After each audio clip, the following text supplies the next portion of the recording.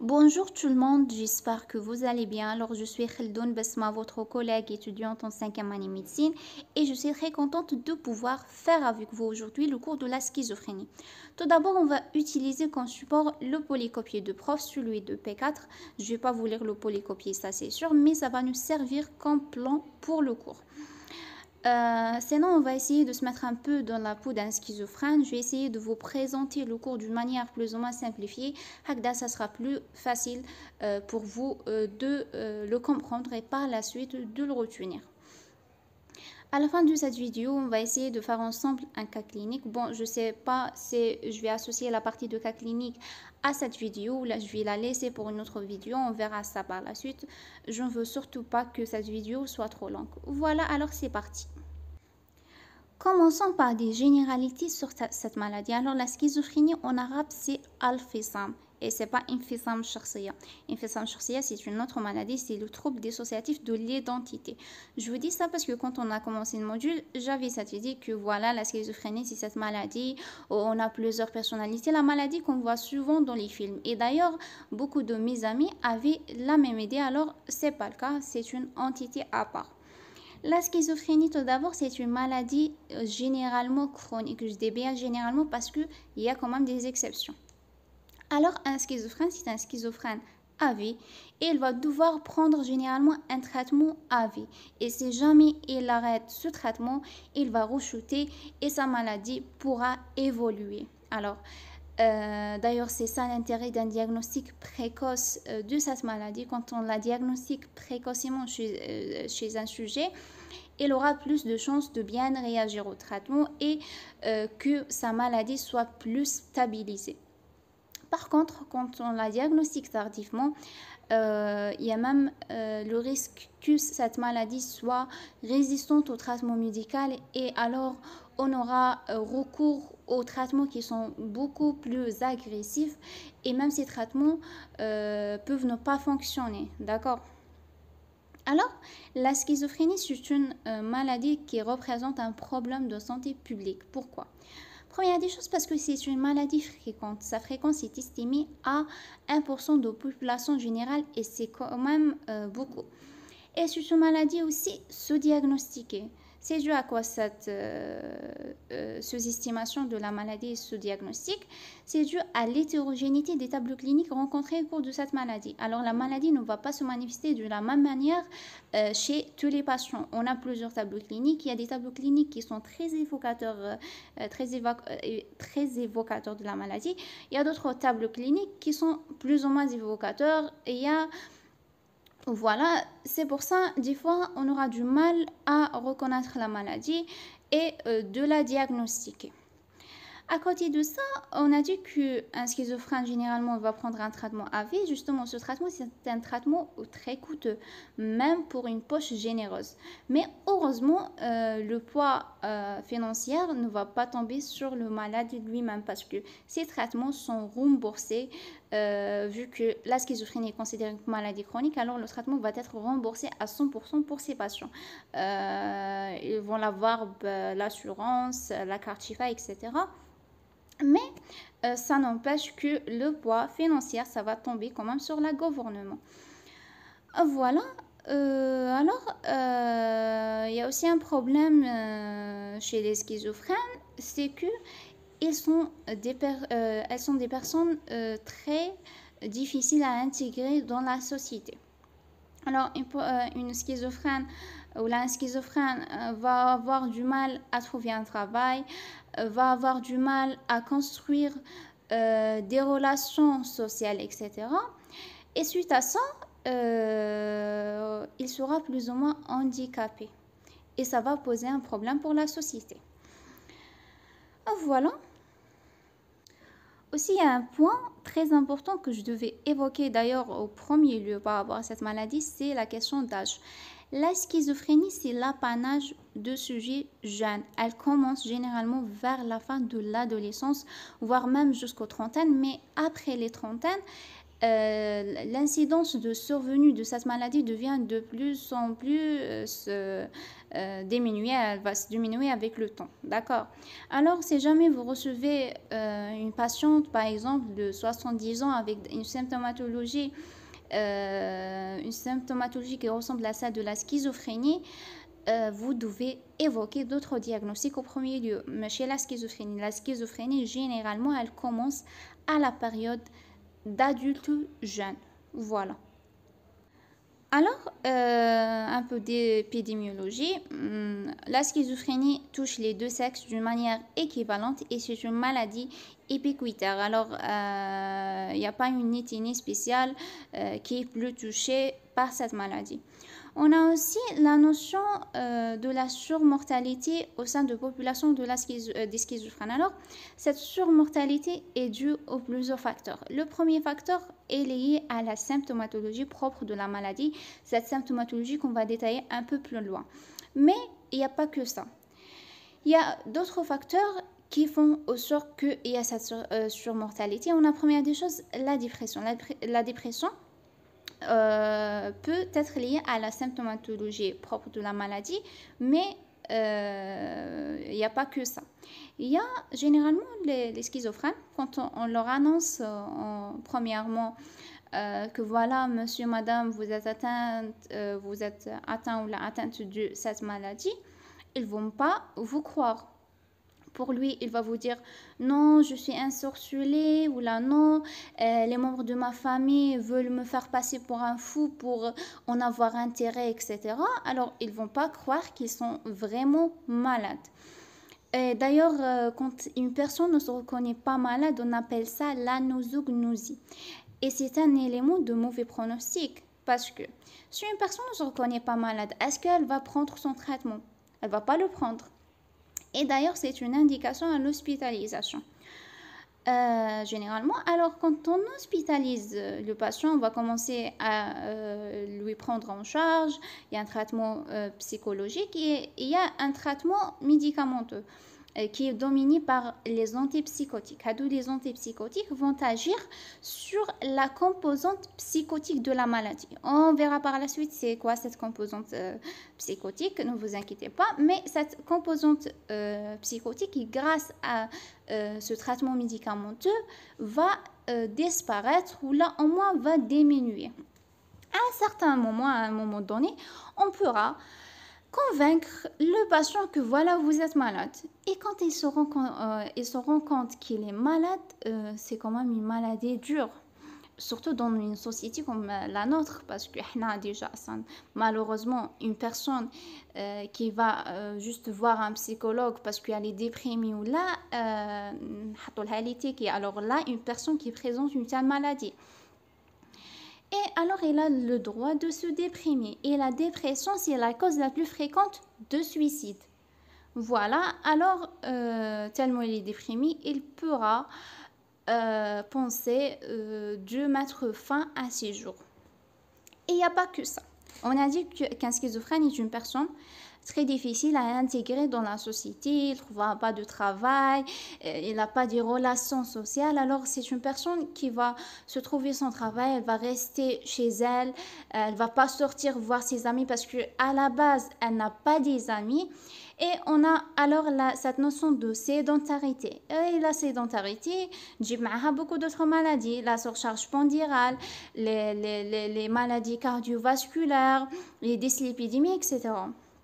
Et à côté de tout ça, on rajoute que les schizophrènes ont tendance à avoir recours aux habitudes toxiques, le tabagisme, l'alcool, le cannabis, etc. Alors tous ces facteurs intervient dans cette surmortalité rencontrée au sein d'une population des schizophrènes.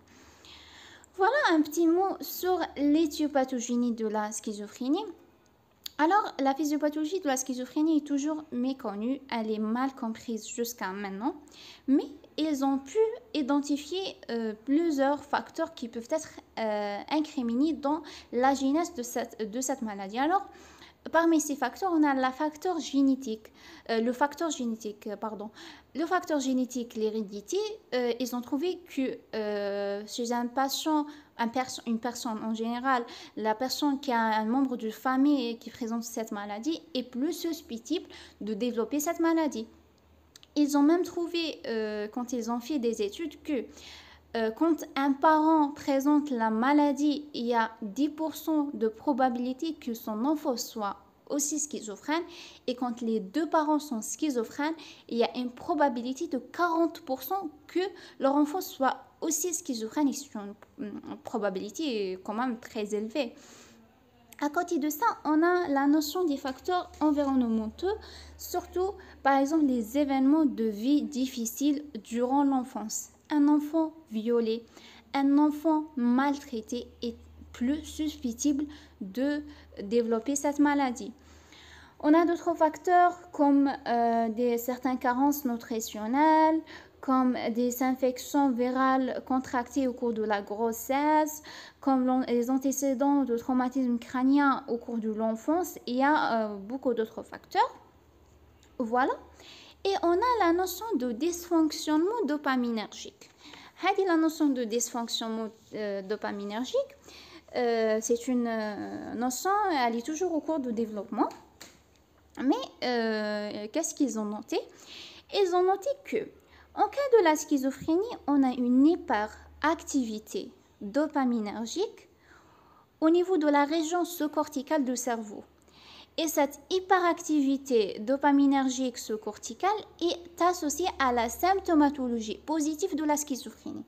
Bon, après, un peu plus loin, on verra c'est quoi la symptomatologie positive et la symptomatologie négative. Ne vous inquiétez pas. Alors, ils ont noté aussi que l'hypoactivité dopaminergique frontale est associée à la symptomatologie négative et aux troubles cognitifs rencontrés au cours de la schizophrénie. Alors, ce dysfonctionnement dopaminergique est incriminé dans la schizophrénie, mais pour le moment, ils ne savent pas comment exactement. Il y a aussi la notion de vulnérabilité. En fait, cette notion n'intervient pas juste dans la genèse de la schizophrénie. Ça intervient dans la majorité des maladies psychiatriques, maladies mentales. Alors, ça veut dire quoi cette notion de vulnérabilité? Alors, je vous donne un exemple, vous allez comprendre. Là, on a dit que la maltraitance peut déclencher la schizophrénie. D'accord? Mais est-ce que tout enfant maltraité va développer la schizophrénie? Non, c'est pas le cas. C'est dû à quoi? C'est dû justement à cette notion de vulnérabilité, en arabe. Ça veut dire quoi? La vulnérabilité n'a rien à voir avec quand on dit voilà, cette personne a de forts caractères, cette personne est très sensible, etc. Non, c'est pas comme ça qu'on sache que cette personne est vulnérable ou pas. On dit que la personne est vulnérable après le développement de troubles. Quand une personne développe un trouble mental suite à une incidence ou suite à une expérience difficile dans sa vie, on dit que la personne est vulnérable. La vulnérabilité, c'est quelque chose d'intérieur, d'accord? Alors, cette notion est aussi incriminée dans la schizophrénie, bien sûr. Voilà, en gros, voilà comme introduction.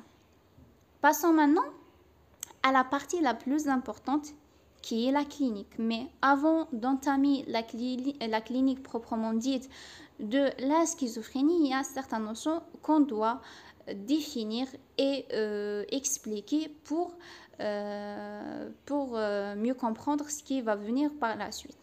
Alors, la première notion qu'on doit expliquer, c'est la notion de délire.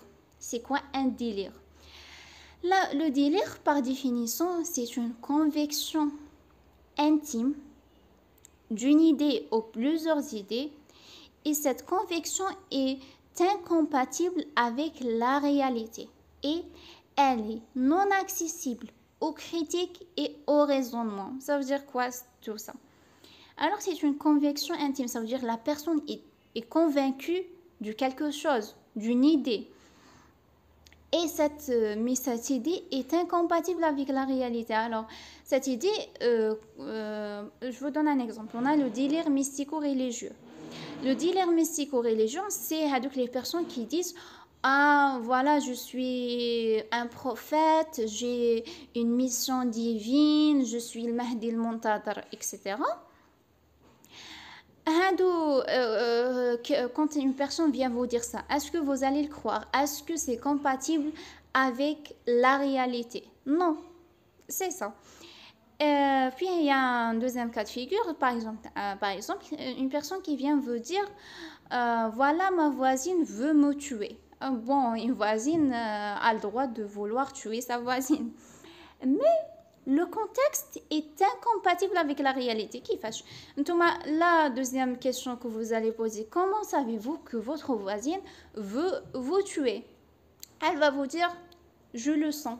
عندي حاسة سادسة ولا عندي إحساس qu'elle veut me tuer. Ou là, elle va vous donner une explication qui est illogique. Par exemple, elle va vous dire, parce qu'à chaque fois je la croise, elle me dit bonjour.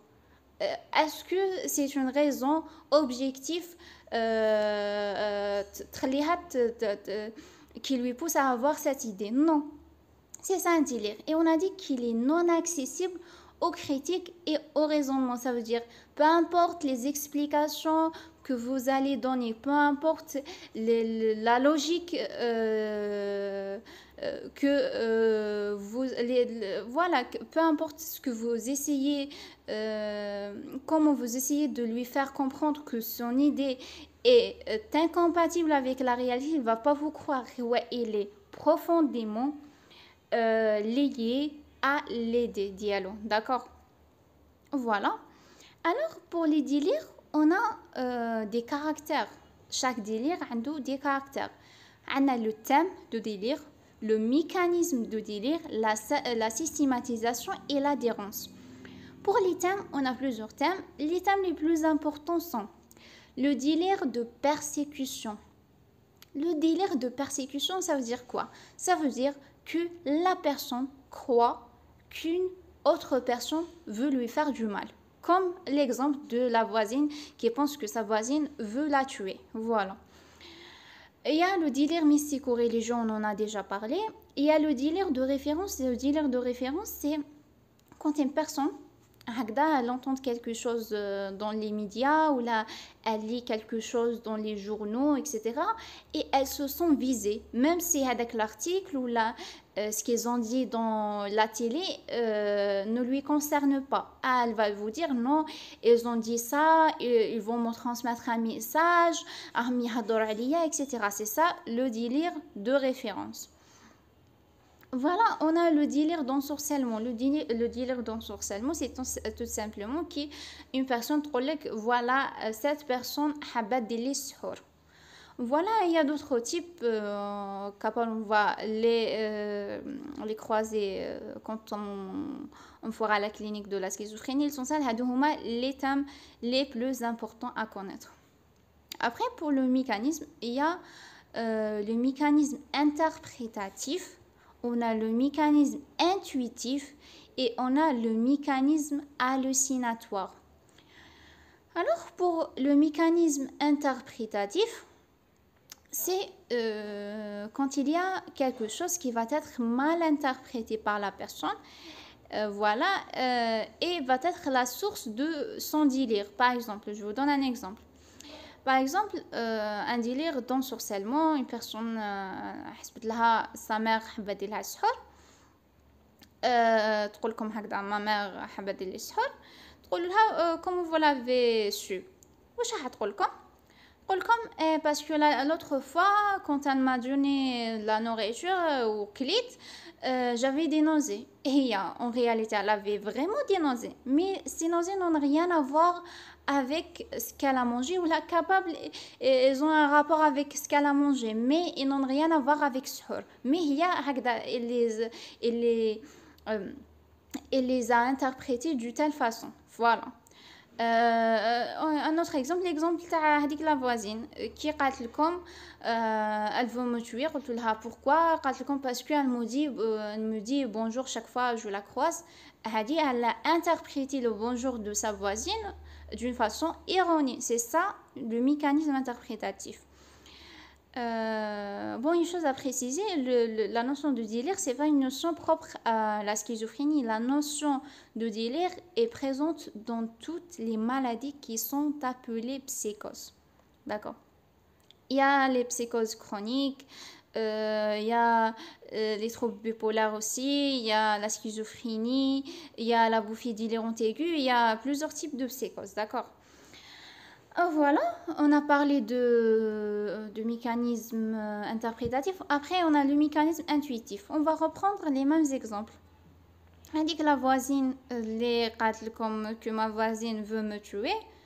Quand vous lui posez la question pourquoi, comme vous l'avez su, j'ai une sensation, je le sens. Voilà, هذه هي mécanisme intuitif. Pour le mécanisme hallucinatoire, alors on va d'abord parler de c'est quoi une hallucination, après on va continuer.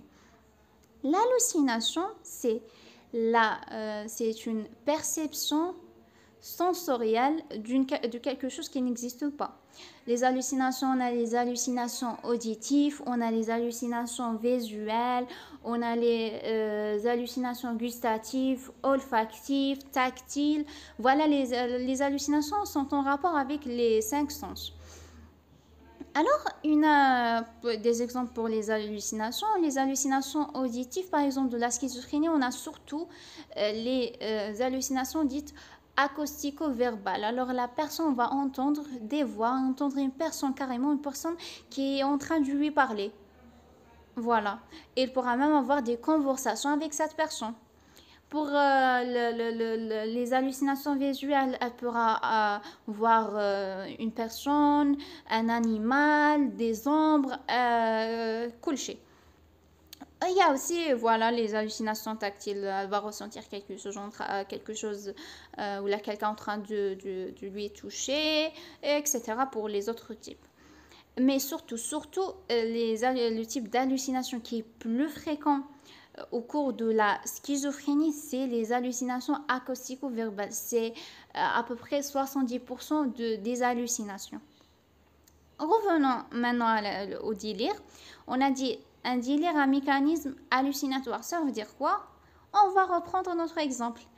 T'as la voisine qui pense que sa voisine veut le tuer.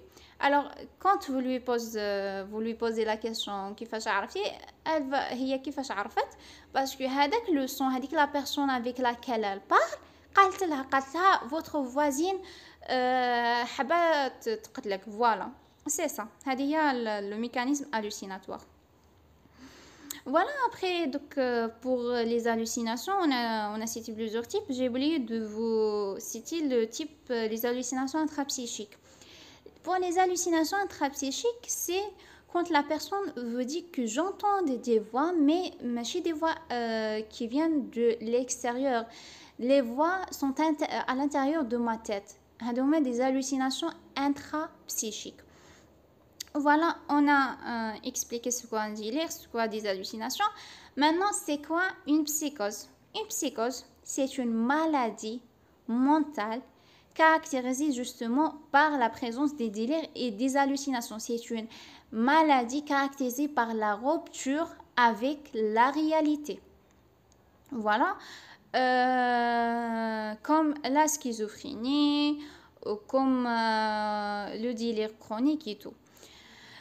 À l'opposé de psychose, on trouve par exemple les névroses. Les névroses comme les phobies, comme les troubles obsessionnels, etc. Donc, il n'y a pas une rupture avec la réalité. La personne est consciente de son problème et elle en souffre. Voilà. Mais la schizophrénie, tout, la personne, elle n'est pas consciente. Elle est totalement convaincue par ses idées. Parlons maintenant de la clinique proprement dite de la schizophrénie. Alors la schizophrénie peut avoir deux modes de début. On a un mode de début qui est brutal et un mode de début qui est progressif. Bon, le mode de début brutal, c'est le mode de début le plus fréquent. Alors, on a plusieurs aspects de mode de début qui est brutal. On a la bouffie délirante aiguë, polymorphe. C'est quoi cette bouffie délirante aiguë? C'est un trouble psychotique d'installation très brutale. avec une composante délirante polymorphe dans ses thèmes et ses mécanismes. Alors, la personne, elle est totalement normale. Elle se plaint de rien. D'un coup, elle sera envahie par des idées délirantes qui sont polymorphes dans ses thèmes et mécanismes. Ça veut dire elle n'aura pas qu'une seule idée délirante, mais plusieurs idées et avec plusieurs mécanismes. Avec des fluctuations thymiques. Thymique, c'est par rapport à l'humeur. C'est dû à quoi ces fluctuations thymiques? Justement, ce sont dues aux idées délirantes. Alors, quand la personne, par exemple, elle présente une idée délirante qui pourra lui mettre en colère, elle sera en colère. Si elle présente une idée délirante qui pourra la rendre triste, elle sera triste, etc. On a aussi la notion d'angoisse, c'est normal. La personne était totalement normale. D'un coup, elle se trouve envahie par des idées délirantes, polymorphes. Voilà, alors elle a le droit de s'angoisser.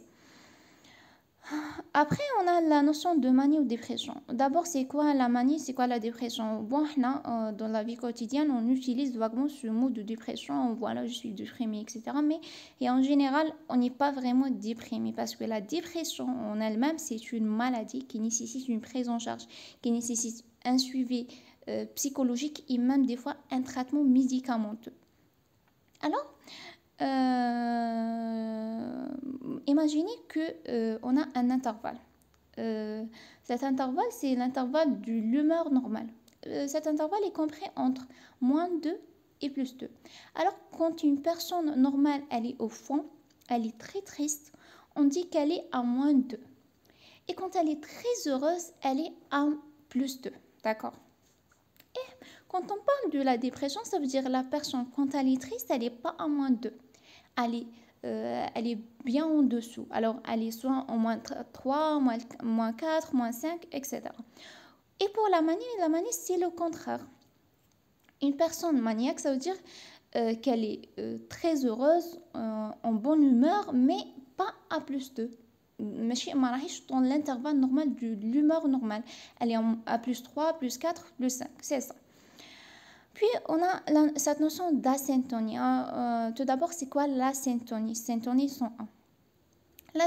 La syntonie, ça veut dire que la personne elle est en harmonie avec ce qui l'entoure, avec la situation de laquelle elle se trouve. Alors, si elle se trouve dans une situation angoissante, elle est censée être angoissée. Si elle se trouve dans une situation qui est censée de la rendre triste, elle sera triste. C'est ça, syntonie. Quand on ajoute le A, c'est bien le contraire. La syntonie, ça veut dire que ça veut dire que la personne, la réaction de la personne, la mimique de la personne, le comportement de la personne est contradictoire avec la situation de laquelle elle se trouve. Puis on a cette notion de réticence. Une personne réticente, ça veut dire que quand on lui pose des questions, elle va pas répondre des réponses bien élaborées, bien expliquées, etc. Elle va se contenter de donner des réponses qui sont courtes, qui sont pauvres et mal élaborées. Elle dit si elle répond, parce que elle peut carrément ne pas répondre. Elle dit c'est dû à quoi? C'est dû justement au fait qu'elle veut pas s'exprimer, elle veut pas nous dire qu'est-ce qui se passe à l'intérieur d'elle. Soit parce que elle sait qu'il y a quelque chose qui ne va pas et elle veut pas s'exprimer, soit parce que soit en relation avec les délires ou les hallucinations qu'elle présente. Par exemple, il y a la personne avec laquelle elle parle, avec la personne imaginaire, va lui dire non, ne dis rien. Voilà. Puis on a la notion d'incohérence, bizarrerie et agressivité, ça c'est clair. Après, on a les actes médico-légaux. Dans les actes médico-légaux, on trouve la tentative de suicide. Mais cette tentative de suicide, ce n'est pas la tentative de suicide qui est en relation avec la symptomatologie schizophrénique et n'est pas la tentative de suicide qui est en relation avec la dépression qui peuvent accompagner la schizophrénie. Non. Une personne, elle est tout à fait normale.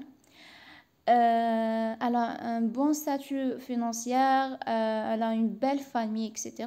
D'un coup, elle fait une tentative de suicide. Elle essaye de mettre fin à ses jours malgré qu'elle n'a aucune raison euh, pour faire une telle chose. Voilà, هذه تقدر تكون mode de début.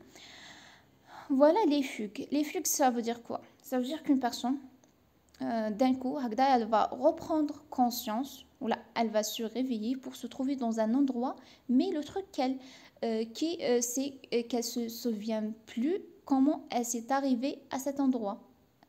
Et les fugues, généralement, on les trouve dans les troubles dissociatifs de l'identité. Parce que quand elle a une personnalité au début, après, il y aura une autre personnalité qui va prendre le relais. Et l'autre personnalité ne se souvient pas de ce qu'elle a fait la personnalité précédente. On a cette notion d'amnésie. Voilà. Et on a dernièrement les impulsions agressives et meurtrières. Hadi, c'est dû à quoi? C'est dû au délire.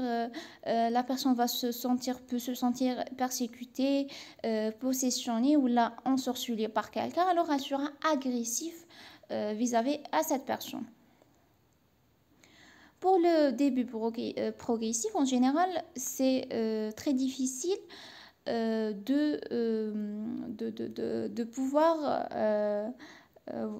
pouvoir connaître quand est-ce que la symptomatologie a commencé de s'installer. C'est très difficile parce que ça va s'installer à bas bruit, voilà. Ça va s'installer très progressivement. Et à côté de ça, on a dit que la schizophrénie généralement commence chez les adolescents. Et généralement, les adolescents ils vont avoir une modification de leur caractère dans la période d'adolescence. C'est normal ça. Alors c'est pour ça, généralement, les parents ne vont pas rendre compte qu'il y a quelque chose qui ne va pas avec leurs enfants. Surtout s'il n'y a pas cette relation fusionnelle entre les enfants et leurs parents quand ils ne sont pas vraiment proches. Les parents ne vont pas prendre le comportement de leur enfant en considération, sauf quand il devient agressif ou là quand il commence à faire des problèmes. Là, ils vont commencer à s'inquiéter. Mais avant, qu'il est tranquille, on s'en fout. Voilà quelques signes qui peuvent orienter vers la schizophrénie mais qui ne sont pas du tout spécifiques. Et voilà, on a la notion de fléchissement scolaire. Alors, l'enfant était un très bon élève, il n'avait jamais un problème avec ses études. D'un coup, il commence à avoir des problèmes, mais sans aucune raison valable. Il y a la notion de modification de croyance. Alors, d'un coup, l'enfant commence à croire à des choses supernaturelles, à des trucs bizarres, etc. Et généralement, les parents attribuent ça à la mauvaise influence des gens qu'ils fréquentent. Par exemple, ils vont dire sûrement ils fréquentent des gens les gens les aider. Et il y a aussi la notion de consommation de cannabis. Généralement, cet adolescent consomme à côté de ça du cannabis. Ils vont dire, justement, c'est sûrement dû à cette consommation parce que vous savez que les gens qui consomment ces drogues, ils font des délires, ils font des hallucinations, ils n'ont pas l'esprit lucide, ils ont dit idées bizarres, etc. Alors, ça va rassurer les parents en quelque sorte. Ils ne vont pas forcément penser à un problème mental, ils vont dire c'est forcément lié à cette consommation de cannabis. Et on a la modification de l'affectivité. Alors, l'enfant était un enfant normal, qui parle normalement, qui interagit normalement avec son environnement. D'un coup, il commence à s'isoler. Il commence à avoir un discours digressif. Digressif, ça veut dire un discours qui est différent à d'habitude. Voilà. Et on a cette notion d'ermitisme. L'ermitisme, ça veut dire que justement, il aura un discours bizarre, des pensées bizarres, une mimique bizarre qui ne sont pas concordants avec la situation. Voilà. Bon, je suis en train de vous expliquer les termes difficiles. Après, on a les troubles de conduite, les addictions, l'anorexie, l'errance pathologique, etc. Voilà, et n'oubliez pas que la consommation précoce de cannabis est parmi les facteurs qui sont incriminés dans la genèse de la schizophrénie. Alors, c'est parmi les facteurs qui peuvent être incriminés dans la survenue de la maladie. Voilà. On pourra avoir des autres manifestations comme la pauvreté de contact, le sentiment de vide et d'indifférence, etc. Et on pourra avoir des formes hypochondriaques. Ça veut dire quoi, forme hypochondriaque? Une personne hypochondriaque, c'est une personne qui s'inquiète beaucoup par rapport à sa santé. Alors, elle a une idée qu'elle est atteinte d'une maladie grave. Et même si elle va consulter et les médecins vont faire tous les examens nécessaires, ils vont lui dire non, vous n'avez rien, rassurez-vous, elle ne sera pas rassurée et elle va interpréter des signes qui n'ont rien à voir avec telle ou telle maladie comme des preuves de sa maladie. Voilà. Et on a la notion de rationalisme morbide. Ça veut dire quoi, rationalisme morbide? Ça veut dire que la personne aura une logique, une conviction, des valeurs qui ne sont pas des valeurs compatibles avec la normale. Je vais vous donner un exemple pour que vous puissiez comprendre l'idée. Ça veut dire, par exemple, on a 1 avec plus 4 égale à 5. C'est la normale. La personne elle va vous dire non. 1 plus 4 égale à 10. Et elle sera convaincue que c'est la réalité. Voilà, c'est juste un exemple. C'est pas par rapport aux chiffres là, mais c'est ça. Ça veut dire qu'elle sera convaincue de quelque chose. Elle aura une logique, mais avec la logique n'est pas logique, n'est pas compatible avec la normale. Voilà. Arrivons maintenant à la phase d'état de schizophrénie. Alors, dans la phase d'état de schizophrénie, on a 3 syndromes. On a le syndrome positif, le syndrome négatif et le syndrome désorganisé. Commençons par le syndrome positif. Le syndrome positif, c'est justement les délires et les symptômes psychotiques qu'on a au cours de la schizophrénie, les hallucinations et les délires. Voilà. Et ces symptômes sont à l'origine de troubles de comportement. Par exemple, une personne qui va se sentir persécutée, elle aura un caractère agressif vis-à-vis la personne, le persécuteur. Voilà. Et l'agressivité, c'est un trouble de comportement. Et voilà. Après, pour les idées délirantes, on a la forme la plus typique de la schizophrénie, c'est la forme paranoïde. La forme paranoïde, elle est très riche les symptômes positifs. Voilà, mais il y a d'autres formes dans lesquelles on ne trouve pas beaucoup de ces symptômes, on trouve autre chose. On verra ça par la suite. L'essentiel des idées au cours de la schizophrénie, les idées délirantes, vont être dissociées, floues, peu structurées et moins riches, voilà, avec le temps. Ça veut dire qu'ils commencent d'être plus ou moins riches. Ça veut dire qu'ils commencent par être des idées très riches, polymorphes, etc. Après, avec le temps, il y aura l'appauvrissement de ces idées avec l'évolution de la maladie. Voilà, déjà, quand la maladie évolue beaucoup et on arrive à une forme, on peut avoir cette forme qui est dite catatonique. Cette forme, c'est une forme très grave et heureusement, c'est une forme qui est devenue très rare, voire exceptionnelle, parce que c'est grâce à la prise en charge qui est devenue de plus en plus précoce, etc. Dans cette forme, justement, on n'aura pas cette notion de délire, des hallucinations, etc. On aura d'autres manifestations. Alors, on a dit avec participation affective marquée par la froideur et le détachement, voilà, le schizophrène est généralement froid, détaché, etc. Après, ils ont dit qu'un délire chronique est défini par une durée d'évolution qui est supérieure à 6 mois. Après, si elle est inférieure à 6 mois, on a le trouble schizophréniforme. Et quand c'est beaucoup plus récent, on a la psychose aiguë.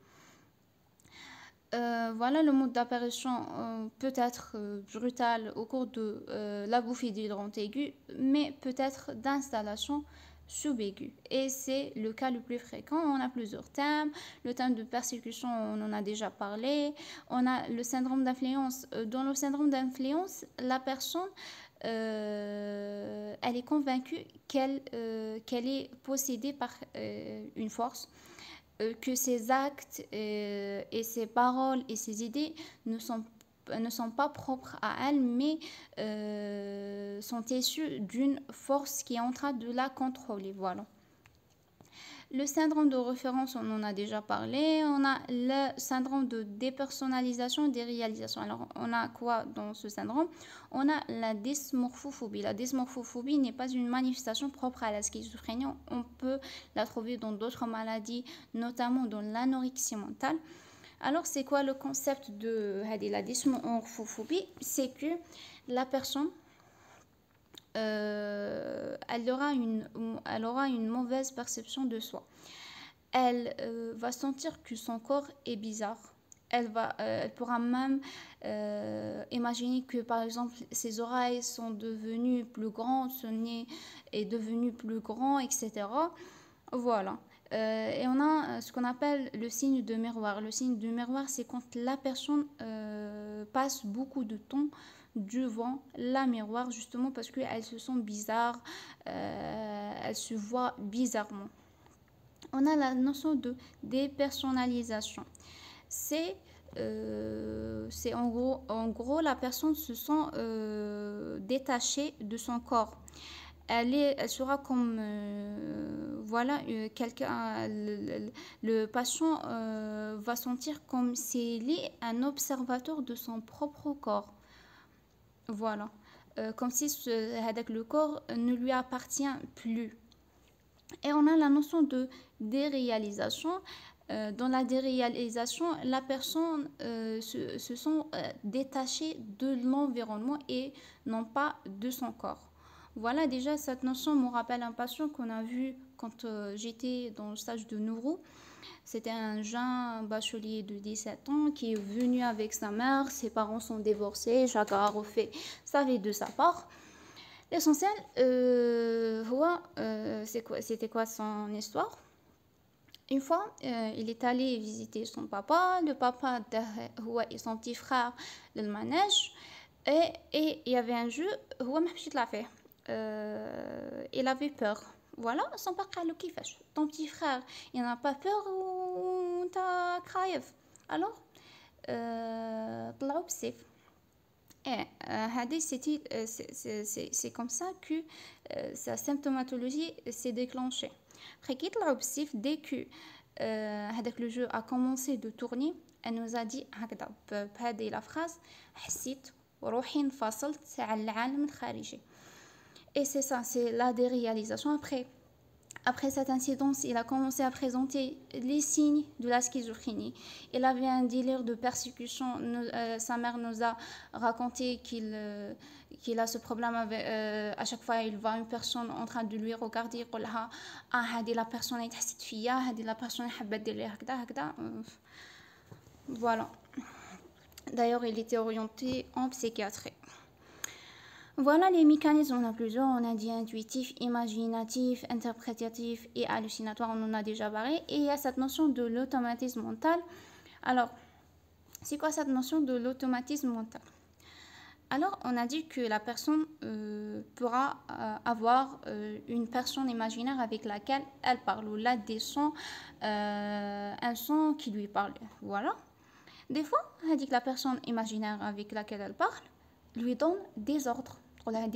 Ça, fais ça, fais ça, fais ça, etc.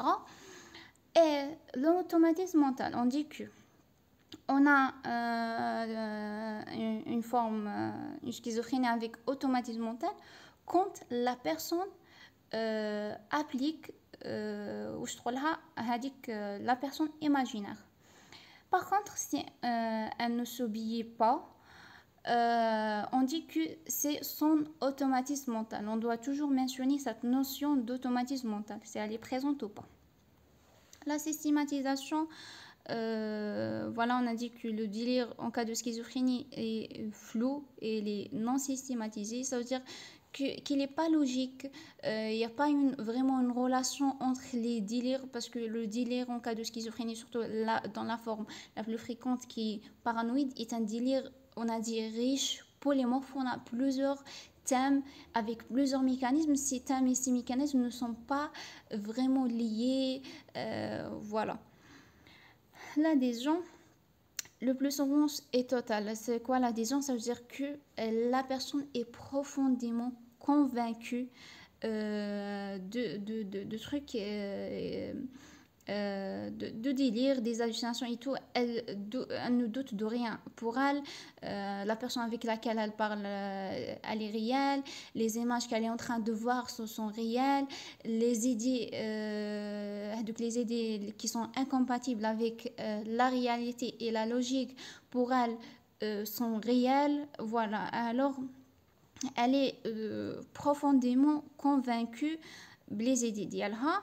C'est le cas le plus fréquent, et parfois elle pourra avoir des moments de critique, mais généralement l'adhésion est totale. Voilà, on a la participation affective, elle est pauvre, inadaptée. Quand la dissociation est majeure, on a dit que le schizophrène est détaché, effroi, etc.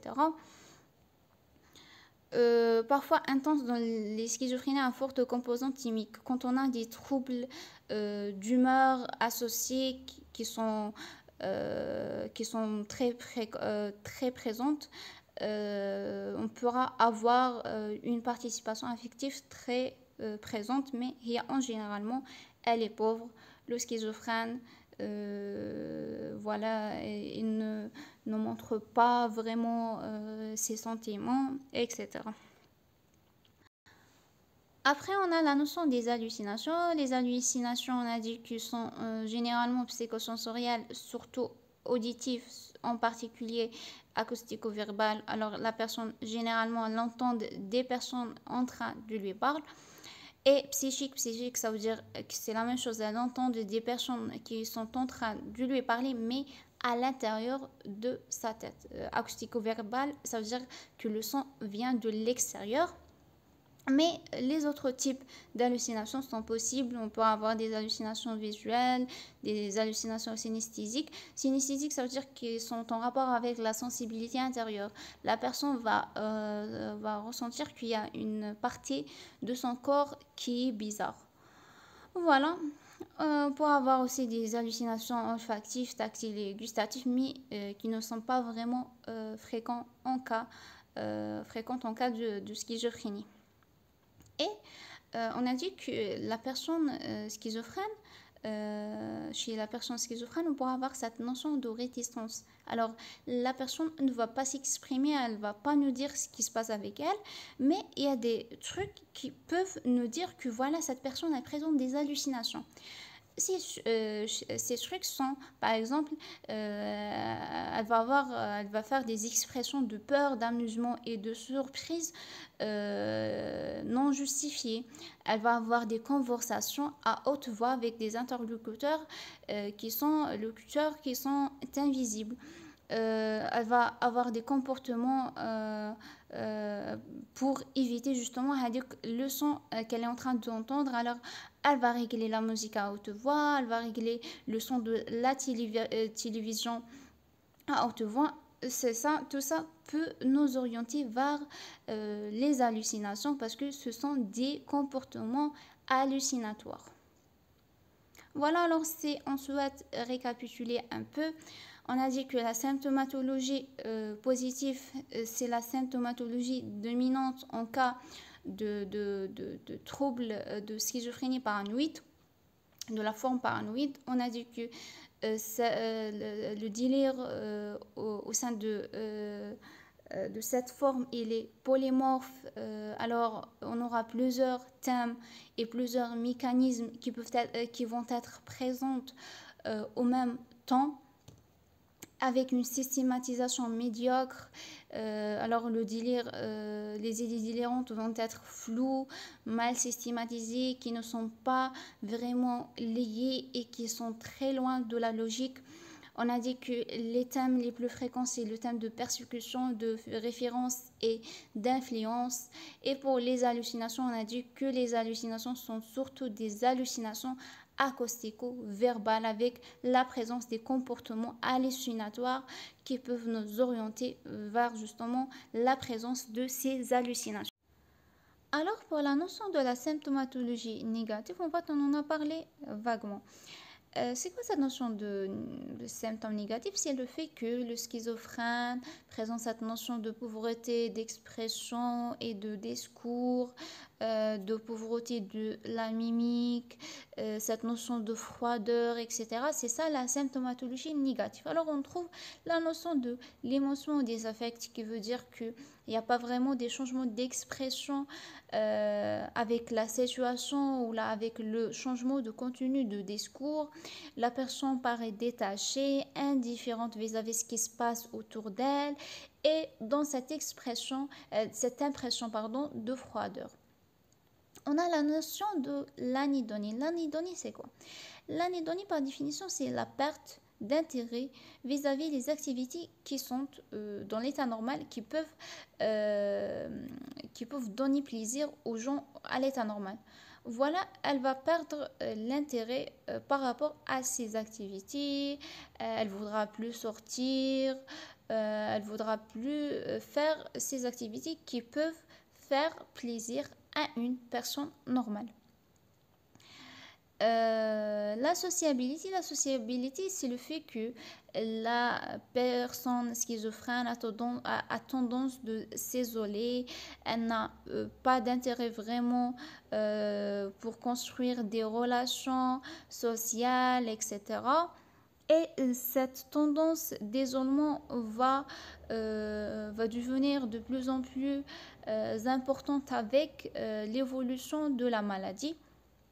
On a cette notion d'allogie. L'allogie, ça veut dire la diminution de l'expression verbale. On a dit que les réponses de schizophrène et son discours est pauvre, avec des réponses brèves, non élaborées, avec la notion de barrage. La notion de barrage, ça veut dire que la personne, elle parle, après elle s'arrête un moment, après elle reprend. Voilà, et l'augmentation des latences de réponse. Alors, la personne va y mettre plus de temps pour donner des réponses et ces réponses vont être plus lentes. On a aussi cette notion de fading. Fading, ça ressemble un peu au barrage, mais c'est pas la même chose. Le fading, c'est le fait que la personne, elle parle, mais avec le temps, son débit verbal va se diminuer jusqu'à l'arrêt. Après, elle va reprendre son discours. On a également cette notion d'avolition. Alors, l'avolition, ça veut dire quoi? Ça veut dire la diminution de la motivation.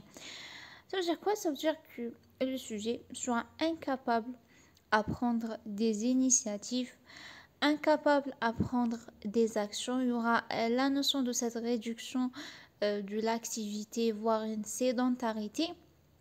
Et surtout, la notion de négligence corpo-vestimentaire. Alors, le sujet va avoir peu d'intérêt dans la réalisation des actes quotidiens, qui sont basiques, comme par exemple d'entretenir son hygiène corporelle et ce qu'on appelle l'incurie, le fait que la personne néglige son hygiène corporelle, on appelle ça l'incurie. Voilà. Mais il y a quelque chose qui est très important à savoir, que ces symptômes négatifs ne sont pas toujours en relation avec le processus pathologique proprement dit. Des fois, cette symptomatologie négative peut être soit en relation avec le traitement, alors ça sera, disons, un effet secondaire du traitement, soit en relation avec la notion de dépression. Une personne déprimée a tendance aussi à s'isoler, a tendance d'avoir peu d'expression, etc. Et ça peut être même lié aux symptomatologies psychotiques. Alors, quand c'est le cas, on appelle ça des symptômes négatifs secondaires.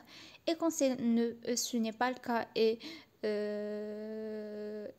que ces symptômes négatifs sont vraiment en rapport avec le processus pathologique proprement dit, on va les appeler des symptômes négatifs primaires ou déficitaires.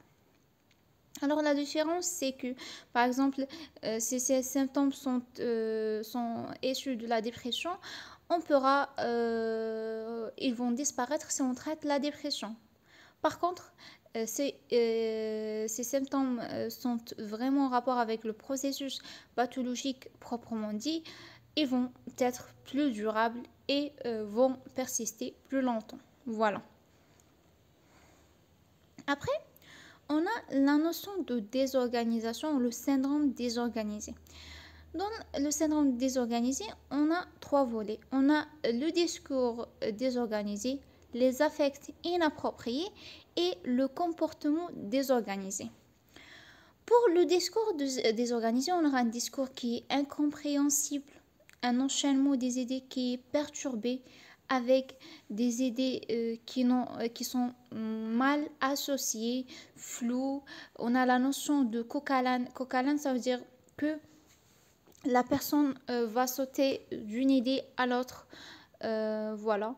On aura cette notion aussi de réponse à côté.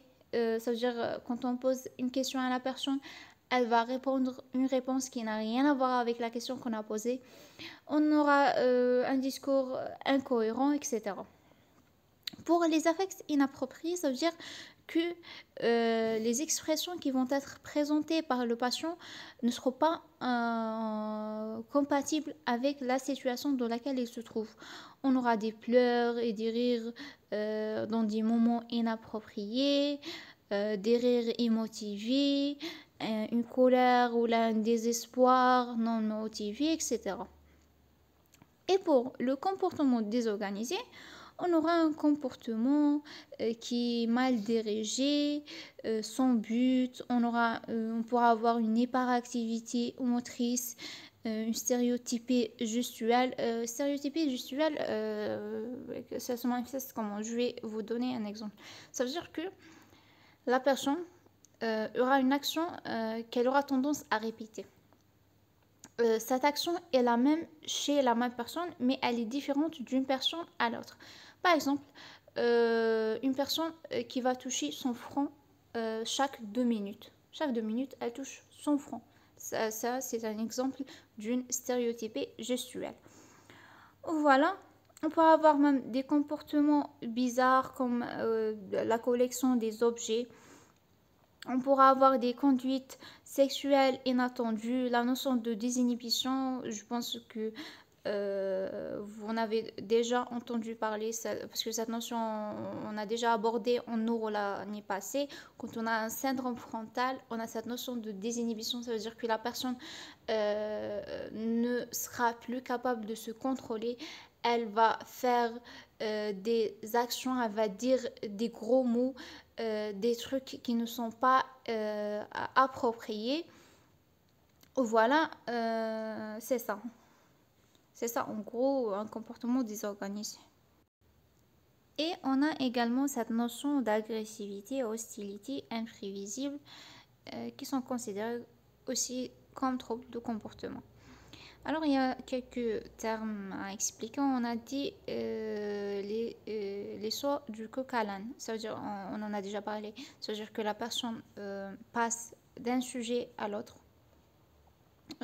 d'une manière anarchique. Une tangentialité, ça veut dire que la personne, c'est ce qu'on appelle les réponses à côté. Ça veut dire que quand vous posez une question à la personne, elle va vous répondre de quelque chose qui n'a rien à voir. les discours circonlocutoires. Voilà, c'est ça. Je pense que ça se prononce comme ça. Ça veut dire que la personne, elle va vous répondre quand elle parle ou quand vous lui posez une question. Elle va vous répondre dans le même thème, mais elle va tourner sur le thème.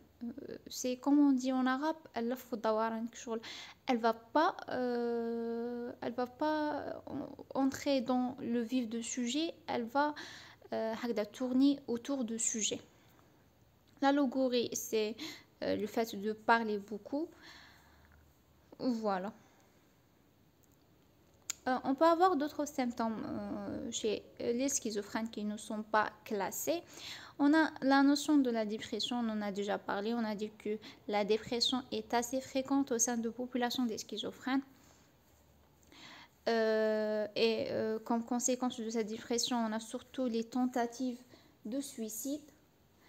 On a les troubles de sommeil, la notion d'insomnie et d'inversement de rythme nictéméral. Et on a des conduites alimentaires bizarres, on pourra avoir une anorexie, une hyperphagie, etc.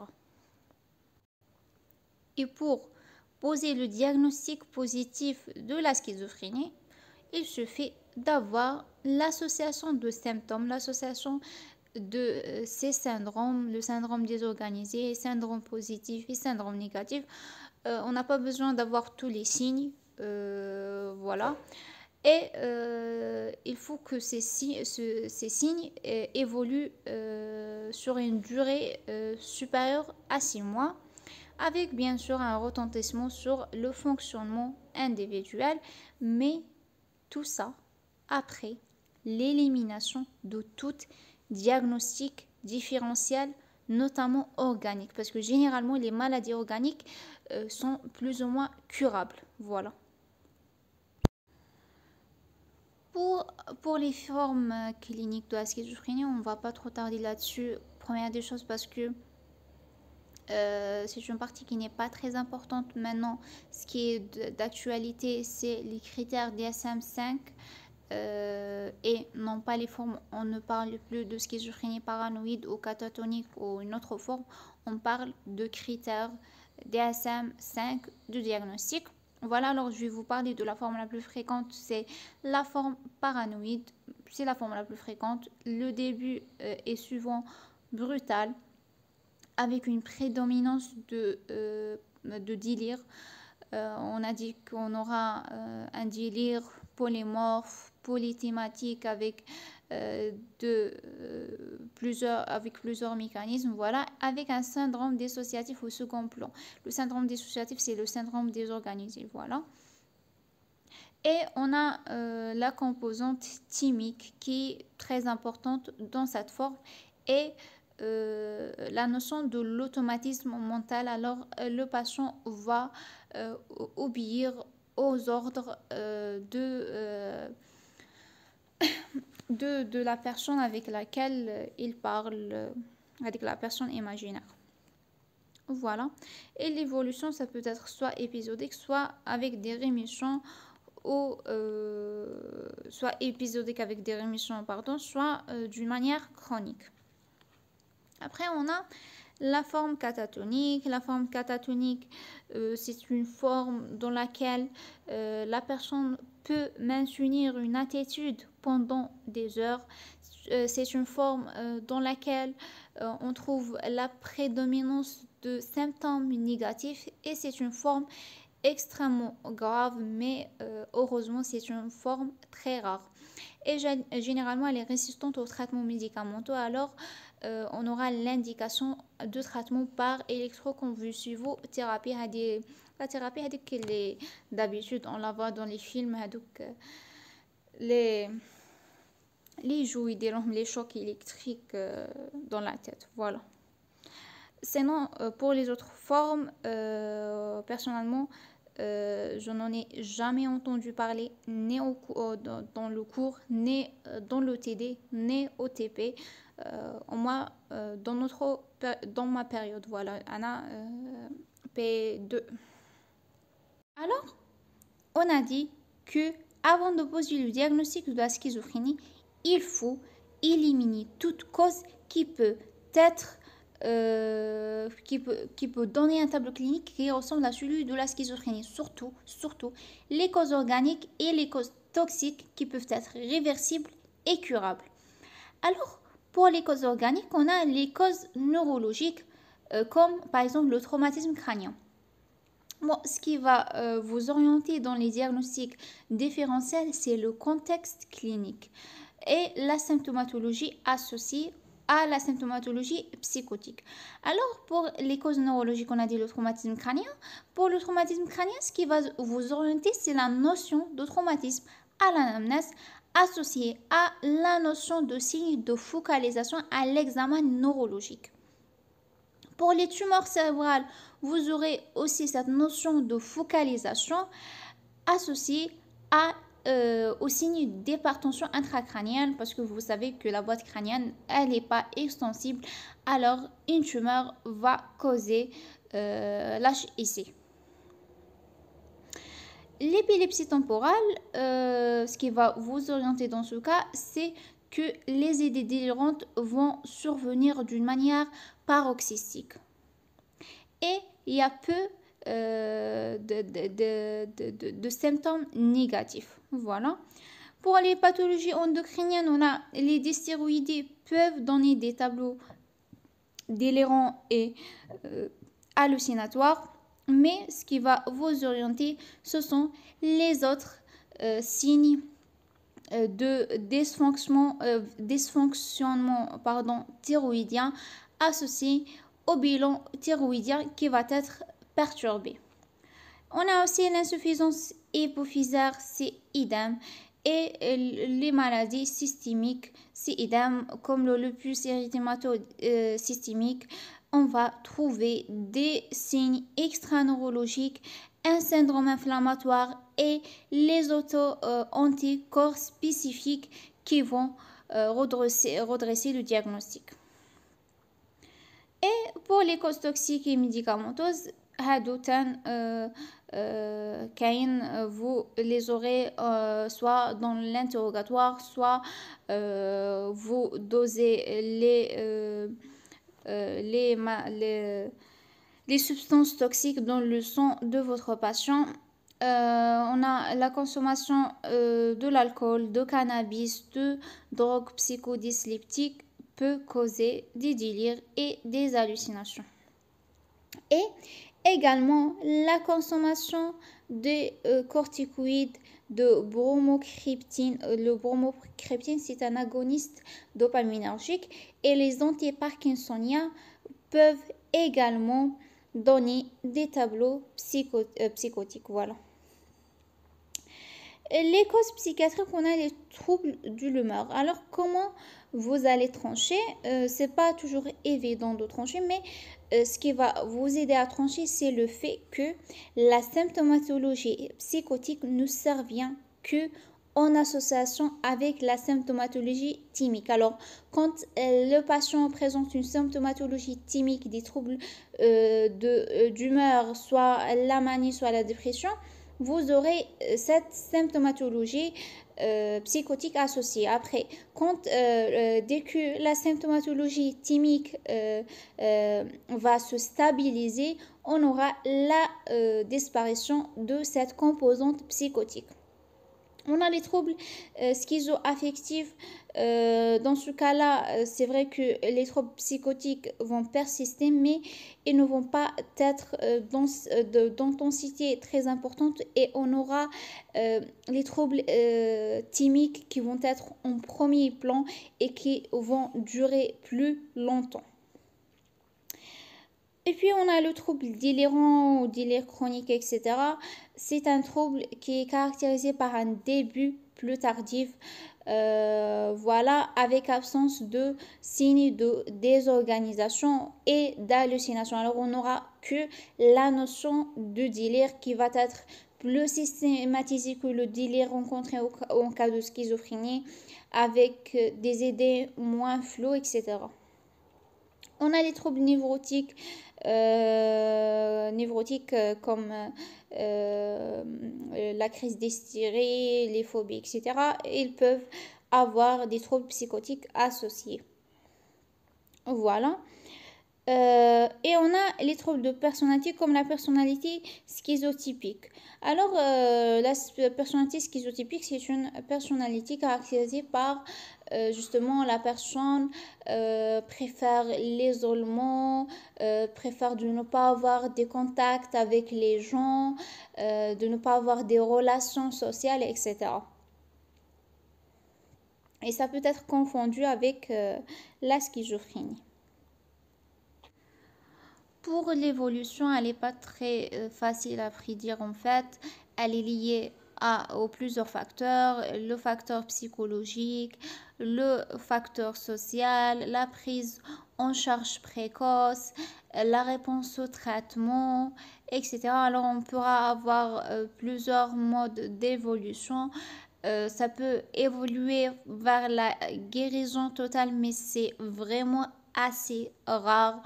Ça peut évoluer d'une manière permanente avec des poussées de temps en temps, etc.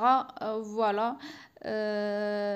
L'évolution sera de plus en plus favorable que le diagnostic est précoce et la prise en charge est précoce.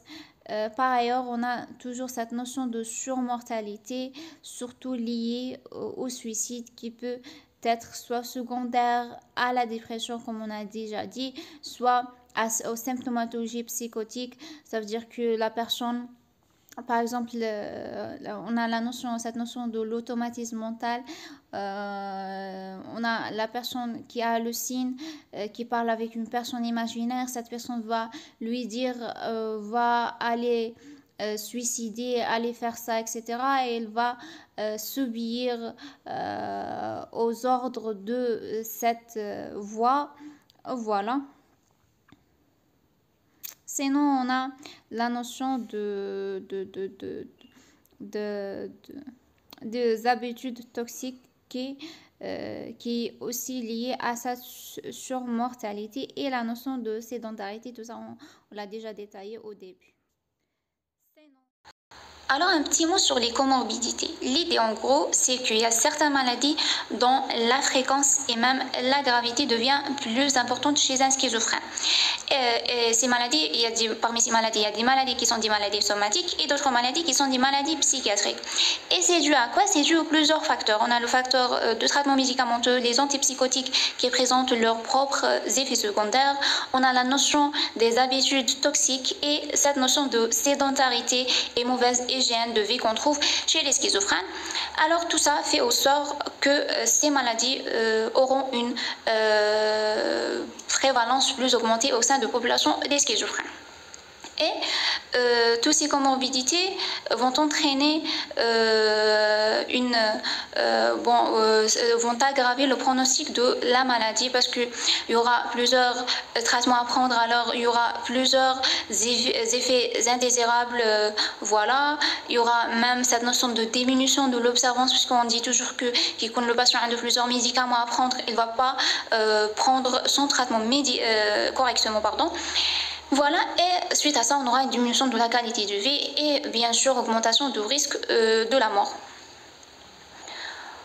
Pour les aspects médico-légaux de la schizophrénie, on a cette notion d'expertise psychiatrique. Ça veut dire quoi? Ça veut dire quand un schizophrène commet un acte criminel, le juge va faire appel à un psychiatre. Ce psychiatre va venir évaluer l'état de patient pour dire si ce qu'il a fait est en relation avec sa maladie, ou bien ça n'a rien à voir, c'est juste pour voir si le patient est responsable de ce qu'il a fait ou pas. Pour voir par la suite s'ils vont l'hospitaliser ou bien l'emprisonner. Pour l'hospitalisation d'office, ça veut dire quoi? Ça veut dire que quand le psychiatre vient et dit que voilà, ce schizophrène a fait est en relation avec sa maladie, alors il n'est pas responsable, alors on ne va pas l'emprisonner, mais on va l'hospitaliser dans un service psychiatrique médico-légal. Voilà pour la responsabilité civile. Ils ont dit que même le patient est malade et même ce qu'il a fait est en relation avec sa maladie, sa responsabilité civile reste toujours et il est obligé à rembourser les dégâts matériels qu'il a fait pour la victime, etc. Pour la protection des biens, c'est quand le patient n'est pas capable à protéger et à gérer ses biens, le juge va désigner une personne pour faire cette tâche à sa place. Voilà. Alors pour la prise en charge de la schizophrénie, sachez que la prise en charge de la schizophrénie est composée de 3 volets. On a le volet psychologique, le volet médicamenteux et le volet social. Alors pour la prise en charge, on va commencer par la prise en charge médicamenteuse. Au début, quand est-ce qu'on va hospitaliser un schizophrène? Le schizophrène va être hospitalisé tout d'abord au début de sa maladie. C'est pour poser le diagnostic et pour éliminer un potentiel diagnostic différentiel. C'est bon, on a confirmé le diagnostic. Le patient doit rester hospitalisé pour initier son traitement parce qu'avant d'initier le traitement, on doit faire des bilans pour s'assurer qu'il ne présente pas des contre-indications au traitement antipsychotique. Alors on va faire un bilan rénal, une formule, bilan hépatique, on va faire le bêta-HCG, c'est la femme est enceinte parce que la grossesse c'est une contre-indication pour le traitement médicamenteux. On va faire un ECG, on va faire une série d'examens. Et voilà, après, c'est pour aussi pour voir la dose adaptée à notre patient parce qu'on va commencer le traitement par des petites doses, après on va augmenter pour avoir cette dose minimale mais efficace sur l'état de notre patient.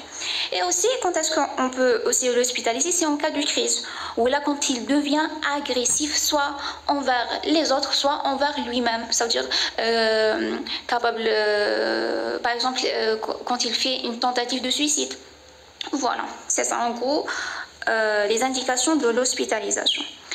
Alors pour le traitement essentiellement repose sur les antipsychotiques et surtout les antipsychotiques de deuxième génération qui sont les antipsychotiques atypiques.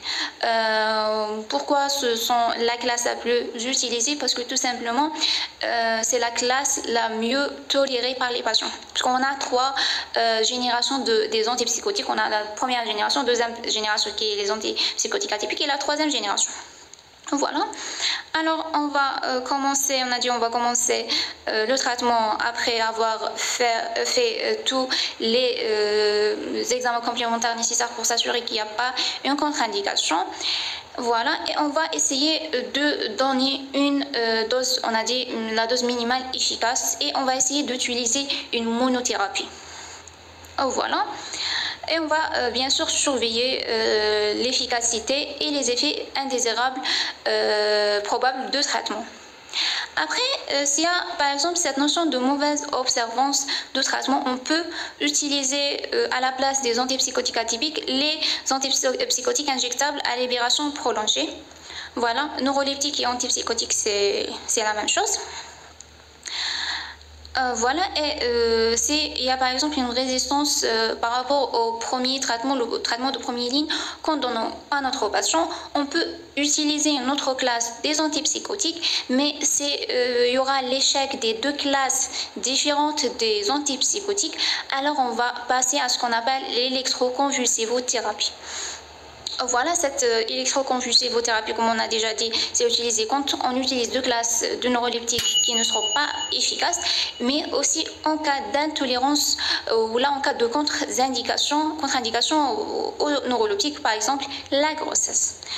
Voilà, à côté des antipsychotiques, on peut ajouter les anxiolytiques, c'est le patient présente une anxiété associée. Les hypnotiques, c'est le patient présente une insomnie associée. Et les thymorégulateurs, c'est on a une composante thymique importante. Voilà. Le deuxième volet de notre traitement, c'est la psychothérapie. La psychothérapie, elle vise surtout à améliorer le vécu de la maladie par le patient, à favoriser son insertion sociale, voilà, et à améliorer la compliance globale au traitement et diminuer par la suite le nombre de rechutes. Alors pour la psychothérapie, on a première des choses, la psychothérapie de soutien, c'est la plus utilisée.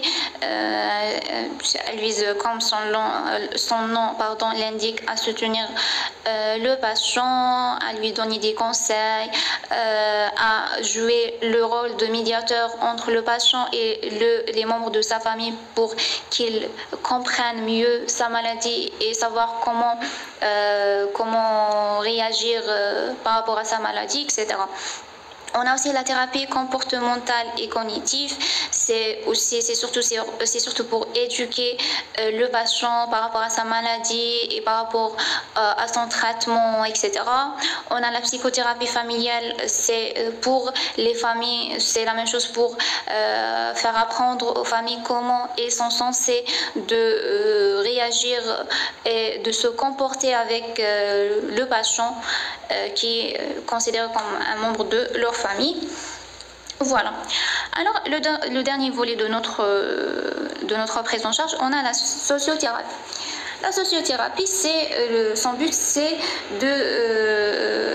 d'assurer une réadaptation et une réinsertion de patients dans la société. Voilà, et on a aussi cette notion de la prise en charge à 100%. Alors, le patient doit disposer de ce carnet de gratuité de soins, la carte Shifa, etc., pour qu'il puisse avoir son traitement gratuitement et pour que ça ne soit pas un obstacle pour une bonne observance de traitement. Il y a aussi cette notion d'allocation à adulte handicapé. Si le patient est incapable de travailler, alors il me donne les handicapés. Et voilà. Alors, comme vous pouvez le constater, la prise en charge d'un schizophrène nécessite une collaboration pluridisciplinaire entre plusieurs facteurs pour bien prendre en charge le patient. Alors, comme conclusion, la schizophrénie est une maladie chronique et lourde. Elle nécessite surtout un diagnostic et une prise en charge précoce, voilà, pour que le patient soit mieux inséré dans la société. Voilà, je vous remercie pour le cas clinique. Je vais le laisser pour une autre vidéo parce que c'est déjà très long. Très bon courage. À la prochaine.